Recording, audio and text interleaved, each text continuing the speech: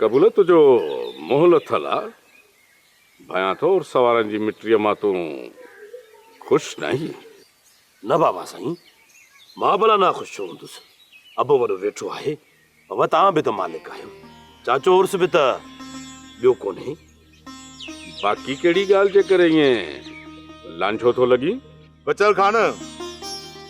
मुड़स खे बुरी बीमारी लगी आहे या मल बल हाणे हिन खां कोन पुॼंदी दातू खान तूं बि ॾह सर मुड़स आहीं उहो वण नाहे जंहिंखे वाव न लोॾे हुजे पर तूं बि एतिरो सोच ही कबूल बि कंधार आहे बचल खाने जे दर जा दाणा खाई वॾो थियो आहे उन जा ई खीर मखण खाई ही कबूल जो नाले वारो मल बणियो आहे भिटशाह ऐं कलंदर ऐं राणीपुर वारे मेले में जेकॾहिं सरसी न कंदुसि न त पोइ बचल खान जे एहसान न लाहे सघंदुसि जीड़े कबूल जी ॻाल्हि त कंधारनि वारे कई अथई इन ते कायम बि रहिजांइ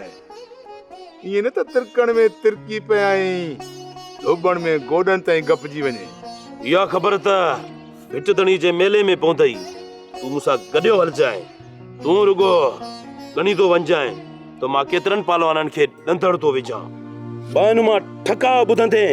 जेकॾहिं पैसनि जो मींहुं न वसियो न त पोइ मां मल ई न आहियां लातूअ वारो इहो बचल खान जे साम्हूं अॼु इहो ॻुझ में छा था ॻाल्हायो भली ख़बर त पए ॻाल्हि छा आहे वेठा था रुगो ॿई हिक ॿिए जा संदरास आहियो बचल खान सची त बाबा दातूअ खां सूबेदार बि कोन कराए सघिया बाक़ी मुंहं साम्हूं वेठो अथव पुछोसि छा ॻाल्हि आहे कबूल बाबा बचल खान तुंहिंजे अॻियां कूड़ ॻाल्हाए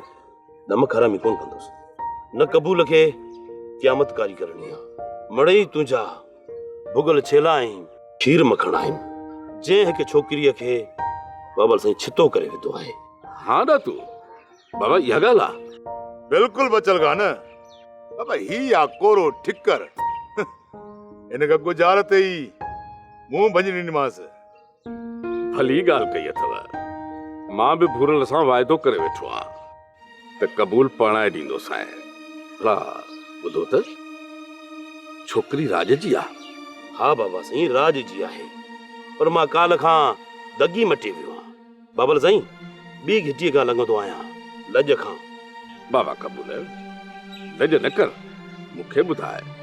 मां ॻोठ जी उन ई न्याणीअ सां तुंहिंजी शादी कराईंदुसि बाबल साईं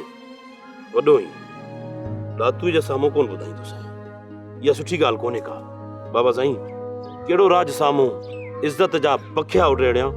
ठीकु आहे पंहिंजे मुंहं सां ॿुधाइजां इहो सॻु मां तुंहिंजे लाइ वठंदुसि बाबा बचल खान सिर खपई त हाज़ुर आहियां पर इन छोकिरीअ सां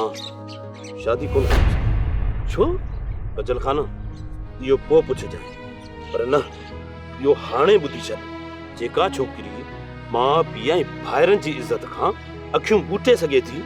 उहा वरी मुड़ुस खे कहिड़ा पटका बदिराईंदी कुर्बान वञाए तुंहिंजे नाले तां कबूल मञो मैं अखर वारो आहीं गैरता मीरास असांजे